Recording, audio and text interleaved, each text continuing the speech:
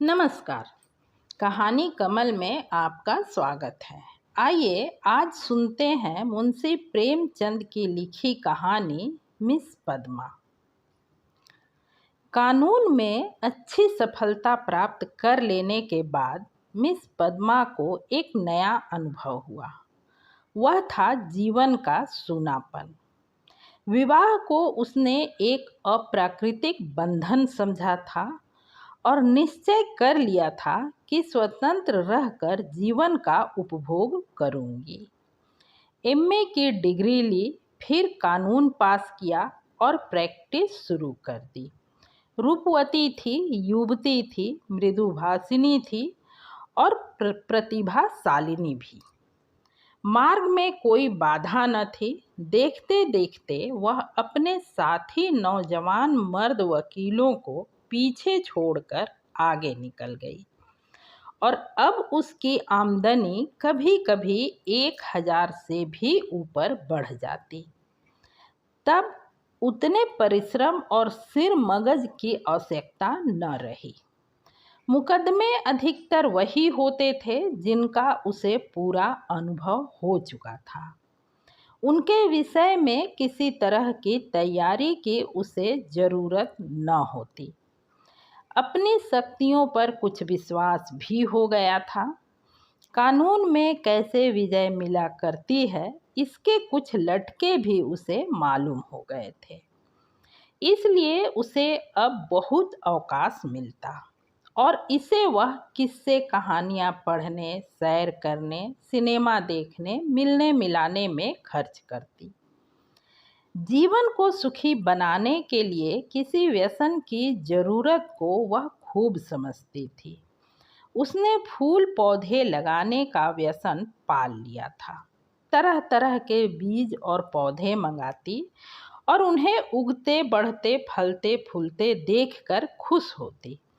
मगर फिर भी जीवन में सूनेपन का अनुभव होता रहता। यह बात न थी कि उसे पुरुषों से विरक्ति है, नहीं उसके प्रेमियों की कमी थी। अगर उसके पास केवल रूप और यौवन ही होता तो भी उपासकों का अभाव न रहता। मगर यहाँ तो रूप और यौवन के साथ धन भी था। फिर रसिक वृंद क्यों चूक जाते। पद्मा को विलास से घृणा न थी, पराधीनता से, विवाह को जीवन का व्यवसाय बनाने से घृणा थी। जब स्वतंत्र रहकर भोग विलास का आनंद उठाया जा सकता है तो फिर क्यों न उठाया जाए। भोग में उसे कोई नैतिक बाधा न थी। इसे वह केवल देह की एक भूख समझती। इस भूख को किसी साफ सुथरी दुकान से भी शांत किया जा सकता है और पद्मा को साफ सुथरी दुकान की हमेशा तलाश रहती। ग्राहक दुकान में वही चीज लेता है जो उसे पसंद हो। पद्मा भी वही चीज चाहती थी। यूं उसके दर्जनों आशिक थे, कई वकील, कई प्रोफेसर, कई डॉक्टर, कई रईस। मगर ये सब के सब अयास थे, बेफिक्र, केवल भौरे की तरह रस लेकर उड़ जाने वाले। ऐसा एक भी न था जिस पर वह विश्वास कर सकती। अब उसे मालूम हुआ कि उसका मन केवल भोग नहीं चाहता, कुछ और भी चाहता है। वह चीज क्या थी? पूरा आत्मसमर्पण, और यह उसे न मिलती थी।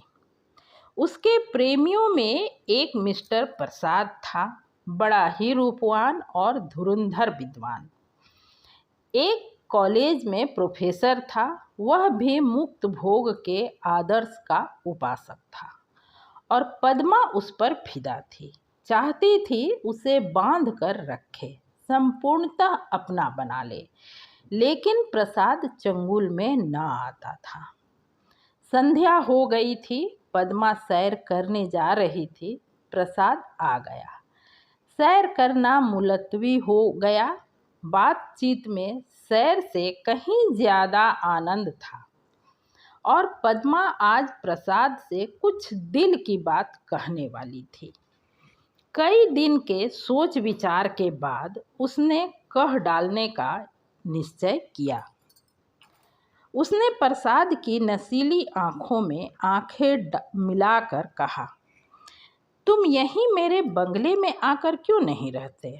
प्रसाद ने कुटिल विनोद के साथ कहा, नतीजा यह होगा कि 2-4 महीने में यह मुलाकात भी बंद हो जाएगी।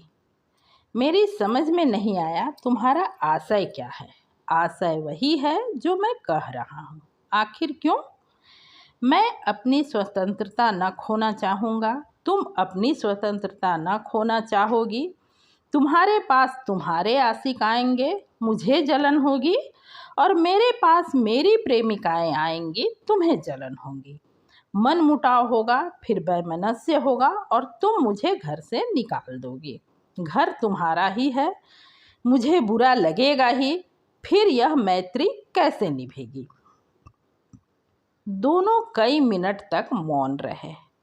प्रसाद ने परिस्थिति को इतने स्पष्ट, बेलाग, लठमार शब्दों में खोल कर रख दिया था कि कुछ कहने की जगह न मिलती थी। आखिर प्रसाद ही को नुक्ता सूझा।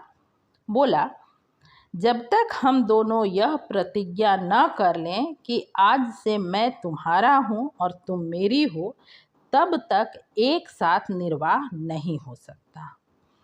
तुम यह प्रतिज्ञा करोगे? पहले तुम बतलाओ। हाँ, मैं करूँगी। तो मैं भी करूँगा, मगर इस एक बात के सिवा मैं और सभी बातों में स्वतंत्र रहूँगी, और मैं भी इस एक बात के सिवा हर बात में स्वतंत्र रहूँगा। मंजूर? मंजूर। तो कब से? जब से तुम कहो। मैं तो कहती हूँ कल ही से। तय। लेकिन अगर तुमने इसके विरुद्ध आचरण किया तो, और तुमने किया तो? तुम मुझे घर से निकाल सकती हो, लेकिन मैं तुम्हें क्या सजा दूंगा? तुम मुझे त्याग देना, और क्या करोगे? जी नहीं, तब इतने से चित्त की शांति न मिलेगी। तब मैं चाहूँगा तुम्हें जलील करना, बल्कि तुम्हारी हत्या करना। तुम बड़े निर्दयी हो प्रसाद। जब तक हम दोनों स्वाधीन हैं, हमें किसी को कुछ कहने का हक नहीं, लेकिन एक बार प्रतिज्ञा में बंध जाने के बाद फिर न मैं उसकी अवज्ञा सह सकूंगा, न तुम सह सकोगी। तुम्हारे पास दंड का साधन है, मेरे पास नहीं है। कानून मुझे कोई भी अधिकार नहीं देगा। मैं तो केवल अपने पशु बल से प्रतिज्ञा का पालन कराऊंगा, और तुम्हारे इतने नौकरों के सामने मैं अकेला क्या कर सकूंगा? तुम तो चित्र का श्याम पक्ष ही देखते हो। जब मैं तुम्हारी हो रही हूँ तो यह मकान, नौकर, चाकर और जायदाद सब कुछ तुम्हारा है। हम तुम दोनों जानते हैं कि ईर्ष्या से ज़्यादा घृणित कोई सामाजिक पाप नहीं है। तुम्हें मुझसे प्रेम है या नहीं मैं नहीं कह सकती, लेकिन तुम्हारे लिए मैं सब कुछ सहने, सब कुछ करने को तैयार हूँ। दिल से कहती हो पद्मा, सच्चे दिल से। मगर न जाने क्यों तुम्हारे ऊपर विश्वास नहीं आ रहा। मैं तो तुम्हारे ऊपर विश्वास कर रही हूँ। यह समझ लो, मैं मेहमान बनकर तुम्हारे घर में न रहूँगा, स्वामी बनकर रहूँगा। तुम घर के स्वामी ही नहीं, मेरे स्वामी बनकर रहोगे। मैं तुम्हारी स्वामिनी बनकर रहूँगी।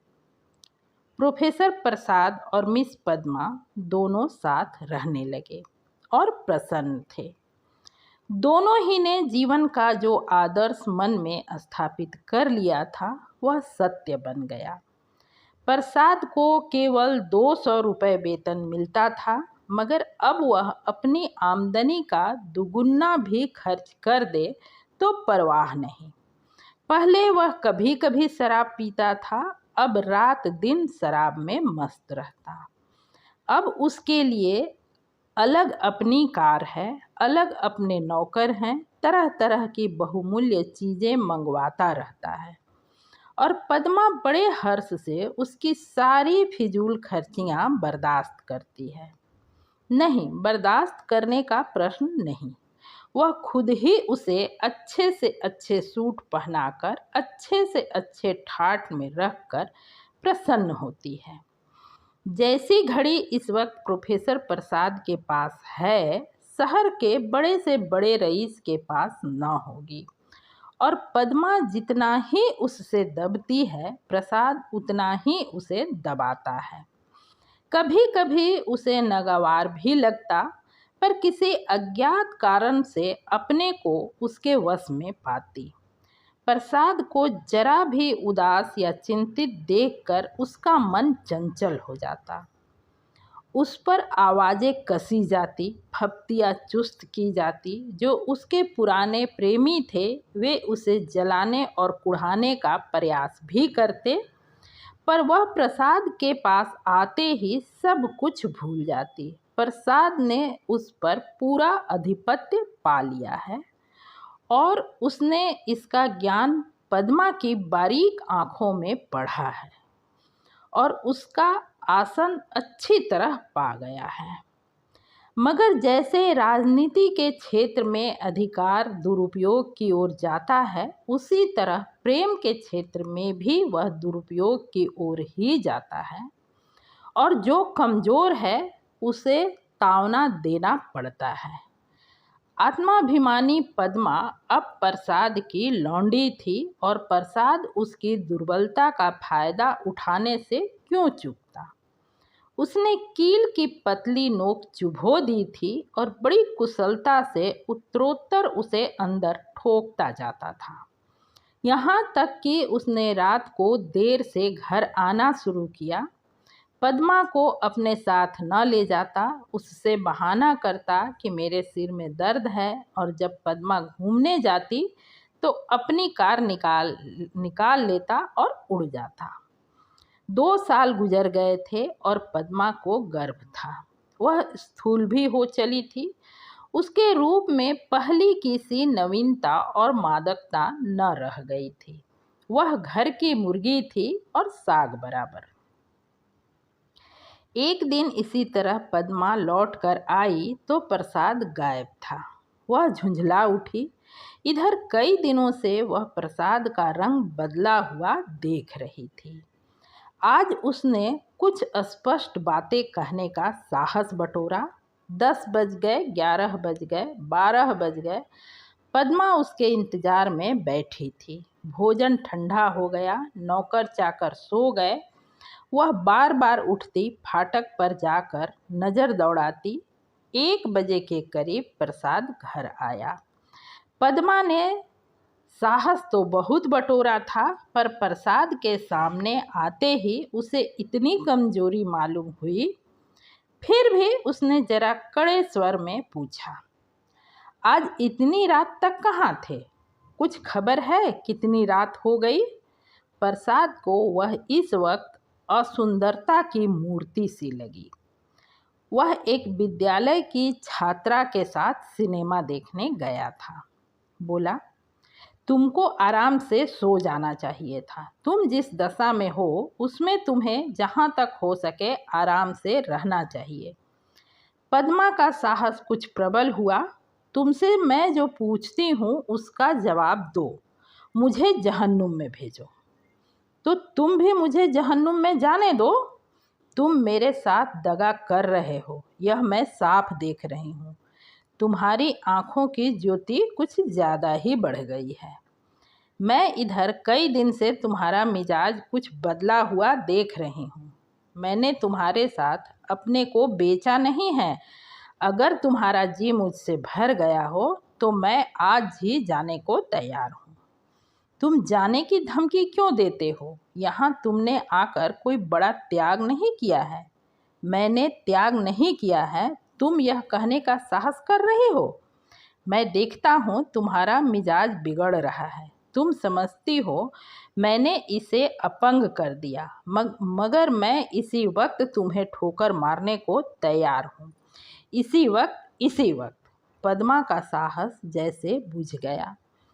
प्रसाद अपना ट्रंक संभाल रहा था। पद्मा ने दीन भाव से कहा, मैंने तो ऐसी कोई बात नहीं कही जो तुम इतना बिगड़ उठे। मैं तो केवल तुमसे पूछ रही थी कि कहाँ थे।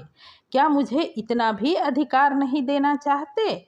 मैं कभी तुम्हारी इच्छा के विरुद्ध कोई काम नहीं करती और तुम मुझे बात बात पर डांटते रहते हो। तुम्हें मुझ पर जरा भी दया नहीं आती? मुझे तुमसे कुछ भी तो सहानुभूति मिलनी चाहिए।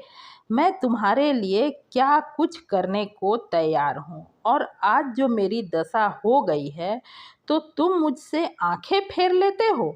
उसका कंठ रुंध गया और मेज पर सिर रखकर फूट फूट कर रोने लगी। प्रसाद ने पूरी विजय पाई।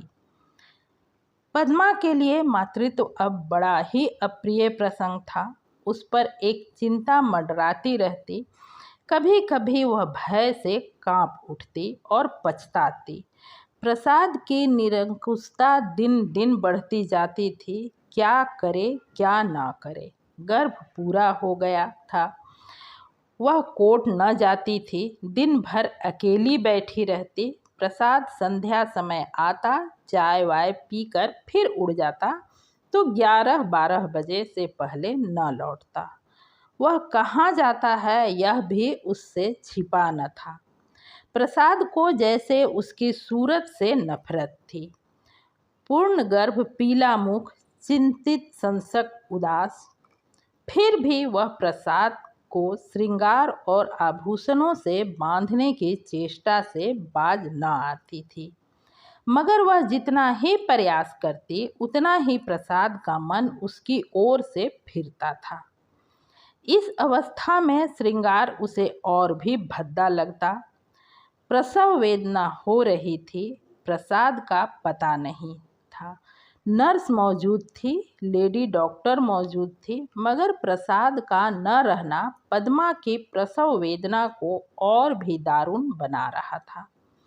बालक को गोद में देखकर उसका कलेजा फूल उठा, मगर फिर प्रसाद को सामने न पाकर उसने बालक की ओर से मुंह फेर लिया। मीठे फल में जैसे कीड़े पड़ गए हों। 5 दिन सौर गृह में काटने के बाद जैसे पद्मा जेल खाने से निकली, नंगी तलवार बनी हुई माता बनकर वह अपने में एक अद्भुत शक्ति का अनुभव कर रही थी। उसने चपरासी को चेक देकर बैंक भेजा। प्रसव संबंधी कई बिल अदा करने थे। चपरासी खाली हाथ लौट आया। पद्मा ने पूछा, रुपए? बैंक के बाबू ने कहा है रुपए सब प्रसाद बाबू निकाल ले गए।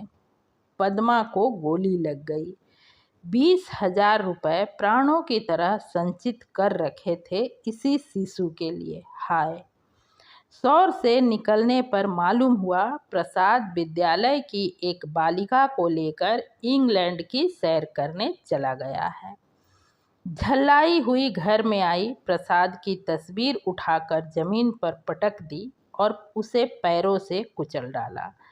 उसका जितना सामान था उसे जमा करके दिया सलाई लगा दी और उसके नाम पर थूक दिया।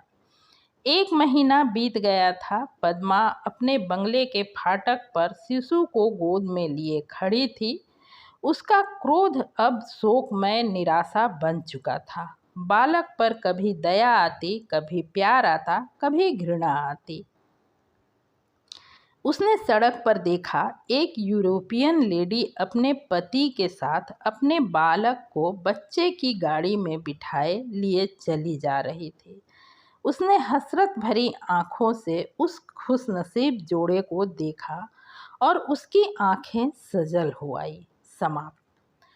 पूरी कहानी सुनने के लिए दिल से धन्यवाद। कहानी पसंद आई हो तो चैनल को ज़रूर सब्सक्राइब करें।